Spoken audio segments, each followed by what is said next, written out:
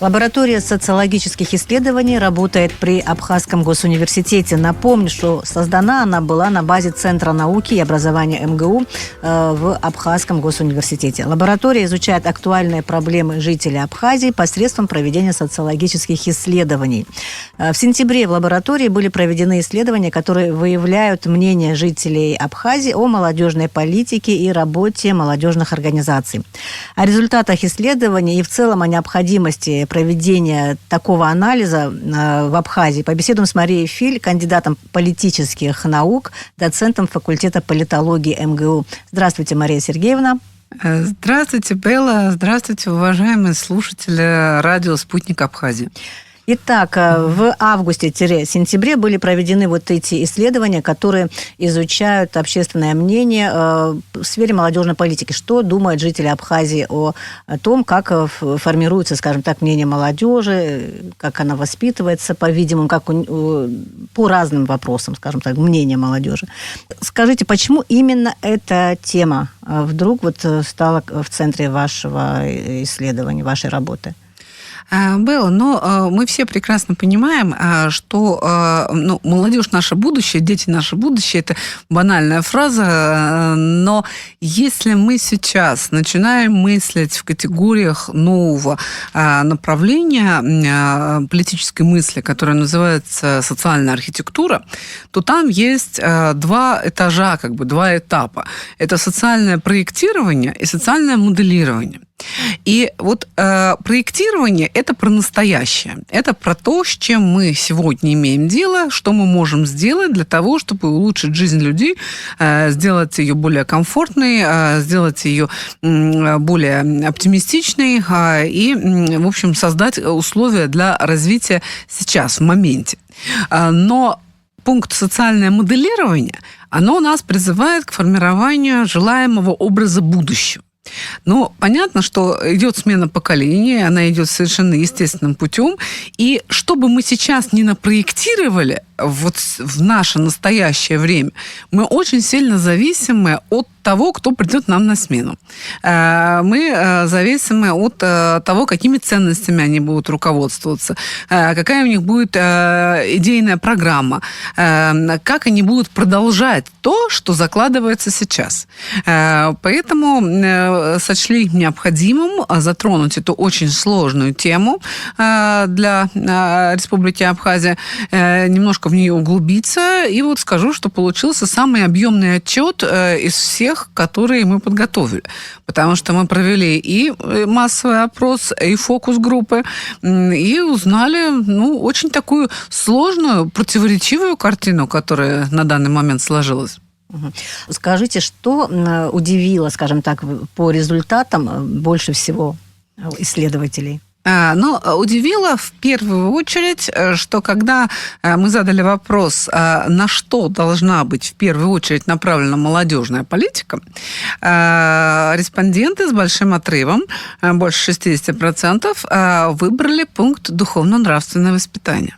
Но подчеркну, что этот опрос, он проводился не только среди молодежи. Это опрос по квотной выборке, где в пропорциональном порядке представлены все слои населения. Но тут мы имеем некий общественный консенсус, что духовно-нравственное воспитание – это основное. Не могу с этим не согласиться, но меня удивило, что люди сами это признают. Что это не есть какое-то навязывание сверху, а это есть запрос со стороны общества. Вот это, наверное, самое удивительное и самое важное. Угу. Этот консенсус, да, действительно объединяет, как бы сказали, разные слои. Кстати, интересно, как происходила выборка. Это какой-то специальный метод изучения мнения? Мы руководствуемся данными переписи населения, которая была достаточно давно, но это единственный статистический материал, теми статистическими данными, которые представлены в официальных источниках Республики Абхазия. И на этом основании формируется выборка, где пропорционально составу населения представлены мужчины, женщины, представители разных возрастов, чтобы наше исследование было репрезентативным.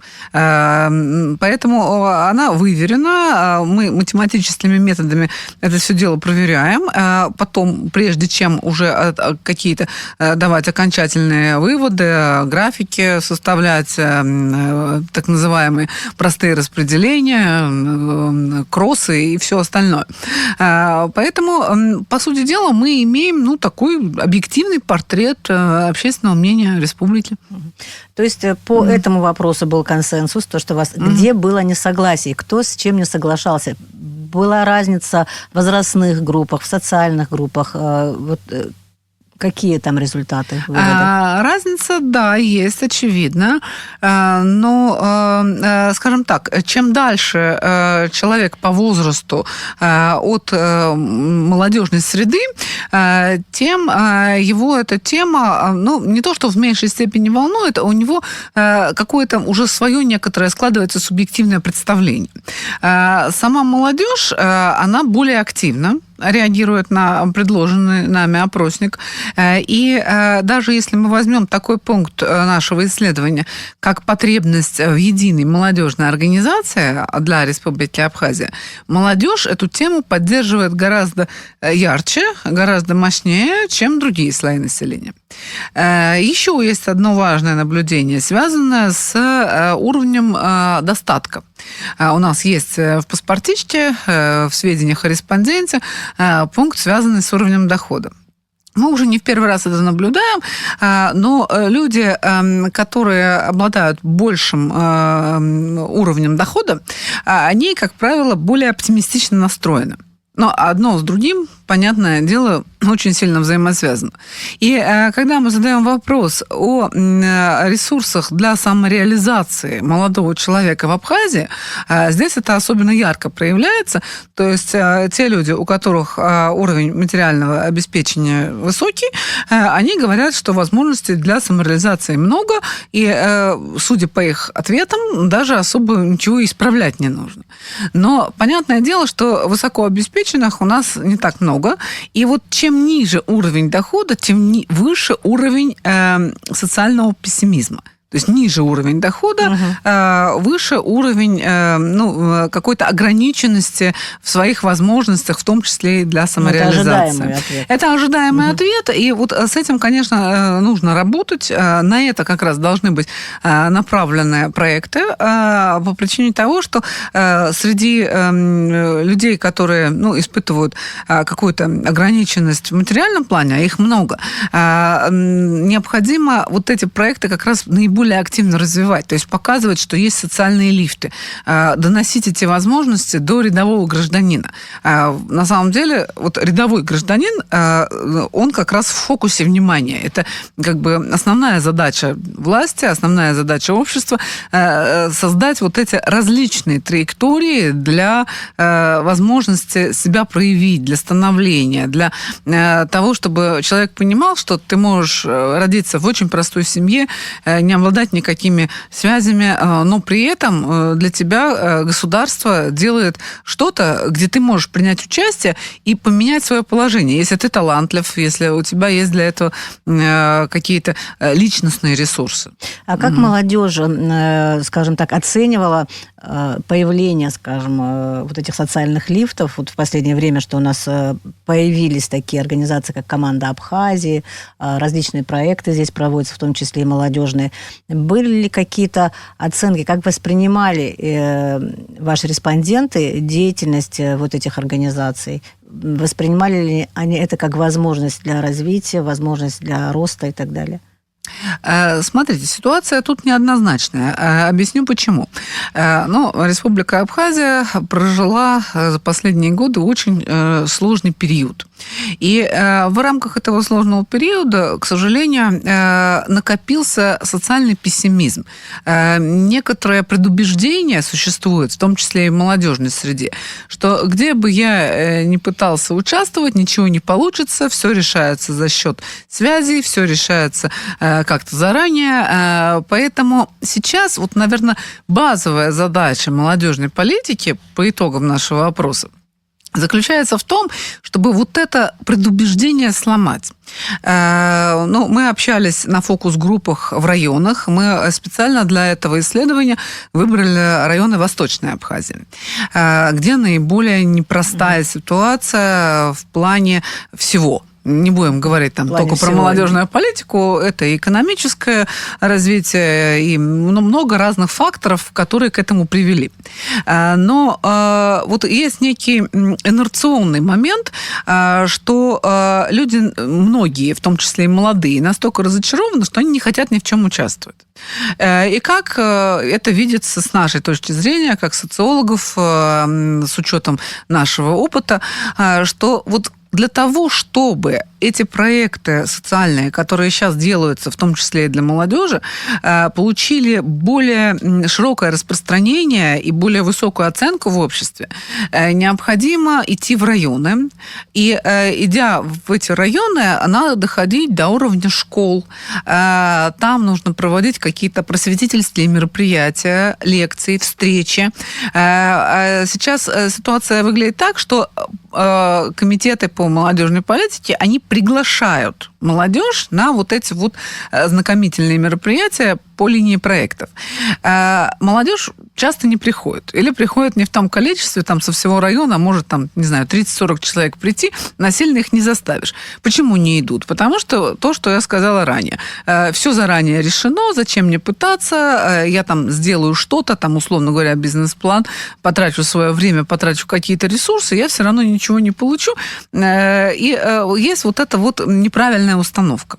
Для того, чтобы эту неправильную установку преодолевать, на мой взгляд, как социолога, нужно не собирать их с миру по нитке, а идти там, где они находятся. Создавать там... Идти в народ. Да, идти в народ.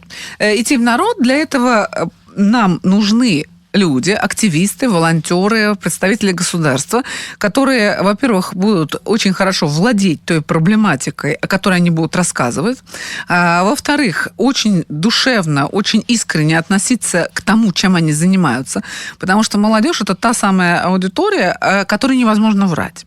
То есть, если преподаватель или активист, или представитель государства общается неискренне, это будет очевидно. Это сразу будет понято аудиторией, и аудитория не откликнется, она не пойдет, она не будет ничего делать.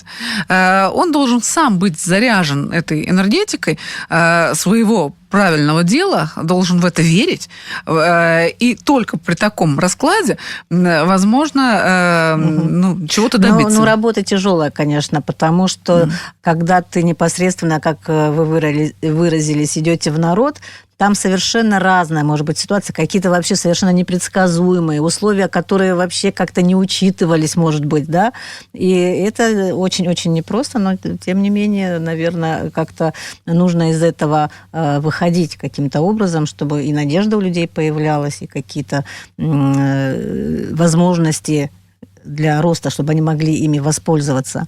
А если говорить вот в целом о состоянии молодежной политики Абхазии, вот у вас глава есть, раздел целый отдельный, что, о чем там речь, скажем так, какие есть характерные черты, особенности вот этой политики? Вообще она в каком, скажем так, состоянии, насколько она мощно проводится, или она пока вот, знаете, такое слабенькое течение, скажем так? Белла, здесь ситуация, опять же, неоднозначная по данным наших исследований. Конечно, очень сильная работа, мощная, проводится в столице, в Сухуме. В городе Сухуме для молодежи очень много всего делается. Мне, например, очень понравился проект «Социальный лифт», который здесь реализуется, где проводится как раз то, о чем мы говорили. Адресная работа с группами риска, с малообеспеченными. Создаются для них реально вот те самые фактические социальные лифты. Кому-то помогают пройти курсы повышения квалификации, кого-то устраивают на обучение в университет или в среднеспециальное учебное заведение. Это все такая комплексная работа государственной власти. Но это все делается, и, конечно, все это выглядит очень оптимистично, вселяет надежду, но это столица. При этом есть у нас другие территории. Ни в коем случае нельзя сказать, что там чиновники работают плохо, не дорабатывают. Они стараются как могут. Но там другой масштаб финансирования. Там очень мало людей, которые... Вот те самые люди, которые должны ходить по школам, которые должны быть заряжены, которые должны там рассказывать правильные вещи. Их просто вот физически не хватает. Мне очень понравилась идея, высказанная одним из респондентов, идея о необходимости создания молодежных центров в масштабах всей страны. То есть некий молодежный ресурсный центр. У нас это в отчете описано, что это такое. Это, во-первых, это помещение, а во-вторых, это люди, а в-третьих, это определенная инфраструктура. То есть это место, где молодой человек может провести свободное время. У него там есть и компьютерный зал, и тренажерный зал было бы хорошо там иметь, и есть какие-то специалисты, коучи, которые могут ему рассказать о проектах, в которых можно принять участие, возможно, какое-то дополнительное обучение там же можно проводить. То есть это некая точка сборки. Но это точка сборки. Центр притяжения. Центр притяжения. Что куда молодому человеку пойти? Потому что на некоторых территориях какая ситуация? Что, конечно, центр притяжения – это школа. И все крутится вокруг школы. Там есть спортивный инвентарь, там есть учителя. Но помимо школы хотелось бы иметь что-то дополнительное, где человек может провести свободное время, чему-то научиться, иметь инфраструктуру для образования, даже не обязательно для образования, просто для времяпрепровождения, что где можно культурно собраться с друзьями. Не на улице, не с сигаретой, не с бутылкой, и, не дай бог, не с наркотиками, а именно вот цивилизованное культурное место, где можно проводить досуг. Угу. Может быть, там и лекции, мастер-классы, какие-то все, что возможно, да. И обучающие различные семинары. Да, по желанию. Да, что касается социальных лифтов, таких вот молодежных проектов, вы говорили о том, что молодежь сразу считывает там неправду, ложь, фальшь какую-то. Вот этот элемент, скажем так, нарочитости, да, показушности. Есть ли такое, отмечали ли ваши респонденты такую вещь, как что это игра на публику, а в итоге получается, как всегда? Был ли такой момент? И вы исследовали ли скажем так, эту особенность, этот феномен? Но респонденты говорили о таких вещах, что периодически это происходит, да, бывает. И тут вещи взаимосвязаны. Я вот сказала, что должны быть люди, заряженные идеей, которые работают с молодежью. Необходима под это инфраструктура. Потому что если у проекта нету ответственных, у любого, нету команды, вот сейчас, в том числе и высшее руководство Российской Федерации, пересматривает отношение к конкурсам, пересматривает отношение к вот этим социальным лифтам. В каком ключе пересматривает? Что если раньше у нас на первом плане были, допустим, лидеры России, то есть вот лидер, один человек, то есть мы выбираем лидеров, потом эти лидеры, они где-то работают. А сейчас у нас другое, у нас команда Абхазии. То есть вот именно командный принцип сейчас выходит на первый план, потому что на экспериментально-опытным путем, скажем так, пришли к выводу, что один человек, да, он может многое сделать, но если он один, то какой бы он ни был заряженный, образованный, без команды, без союзников, без коллектива, он не может реализовать ничего. Поэтому сейчас, наверное, задача номер один для всех, и для России, и для Абхазии, заниматься вот формированием этих команд. Причем не на высшем уровне, это важно, но нести это на уровень районов, нести это на уровень сел. То есть вот это вот, как бы Тимур и его команда, принцип, он старый, проверенный, и он работает. Один в поле не воин, опять же, известная поговорка. Поэтому как только появятся вот эти команды, мы сможем уйти от показушности. Потому что сейчас эта показушность иногда бывает вынужденной. Что вот что-то презентовали, показали, а дальше надо работать. А работать надо каждый день. И с молодежью надо работать каждый день, и с обществом надо работать каждый день. То есть вот эти вот праздники – это точки, а между ними должна быть натянута какая-то нить. И вот эта нить – это как раз работа команды. Когда люди каждый день чем-то занимаются, преодолевают трудности. Вот вы правильно отметили, что может быть непонимание, могут быть самые неожиданные вопросы, может быть осуждение, может быть негатив. И вот как раз цепочка этих команд, как бы, если она появится, сеть этих команд, является такой вот скрепляющей структурой для общества в целом. Не только в плане работы с молодежью, но и в плане вообще обеспечения консолидации общественного мнения. Потому что иначе все будут разбредаться по углам, это понятно, у каждого своя точка зрения. А вот умение общаться, умение находить вот этот общий язык и создавать вот эти социальные сети, но не социальные сети в плане в интернете, а социальные сети в жизни. Коммуникации. Вот это очень важно. Что касается непосредственно проведения исследований, наверняка были какие-то тонкости, какие-то срезы, вы по районам ездили. Вот расскажите, как все это происходило, в чем была сложность, скажем так, этого исследования? Ну, в первую очередь, сложность этого исследования в том, о чем я уже раньше сказала, социальный пессимизм. Что люди заранее идут на те же фокус-группы с установкой, что поговорили и разошлись, все равно ничего не изменится.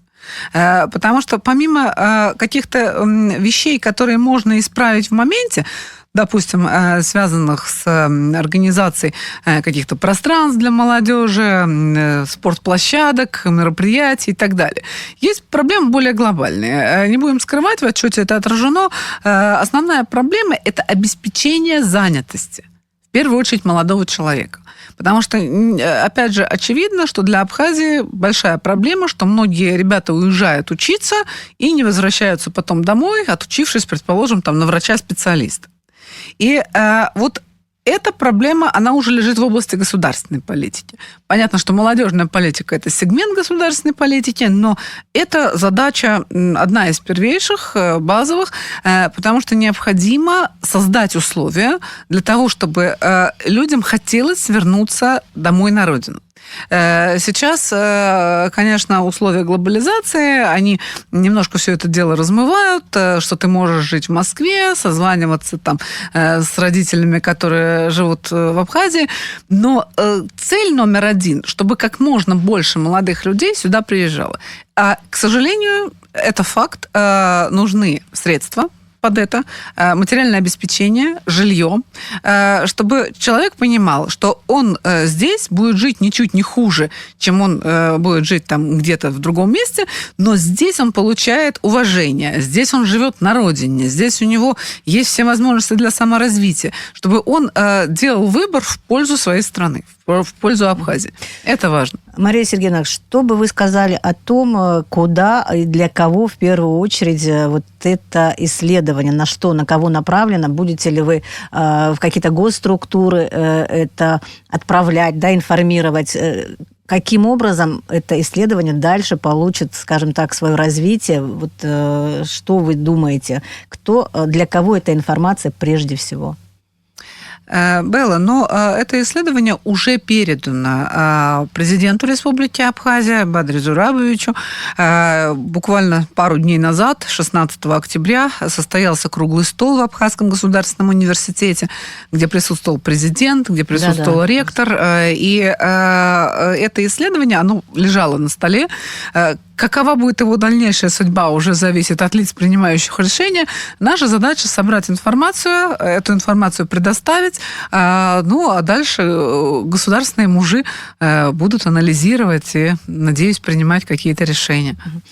Что касается молодежной организации, какова ситуация с ними? Там вот вторая часть есть молодежная политика и молодежная организация в Абхазии. Вот по ним что выявилось в результате ваших исследований? Сейчас выявилось, что молодежных организаций в стране мало, они разрознены, они недостаточно активны, потому что есть там деструктивные организации, которые приезжают из-за рубежа с совершенно понятными целями дестабилизировать обстановку, но сейчас они сидят тихо.